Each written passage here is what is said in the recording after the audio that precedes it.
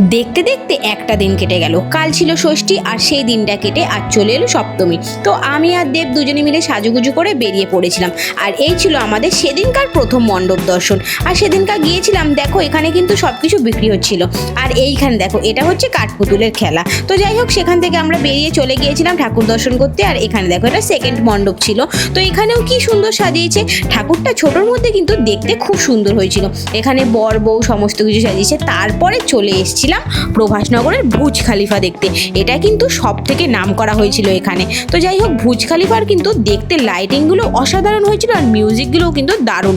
আর তোমরা এখানে দেখতেই পাচ্ছ চারদিকে শুধু চকচক আর চকচক।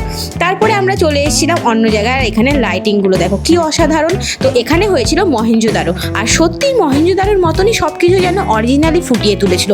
দেখতে চোখের সামনে এত সুন্দর লাগছিল, সেটা আমি ক্যামেরায় কি করে ধরবো না বলো। তো যাই হোক, এখানে মহেঞ্জোদারো দেখতে দেখতে আমরা চলে গিয়েছিলাম ভেতরে। আর এখানে দেখো হাঁড়িগুলো দেখে এত সুন্দর লাগছিল। আর এখানে যেমন শিল্পকলা আছে সেরকমগুলো সব কিছু এখানে ফুটিয়ে তুলেছে। আর এইভাবে প্যান্ডেল দেখতে দেখতে সপ্তমীর দিনটাও কেটে গেল।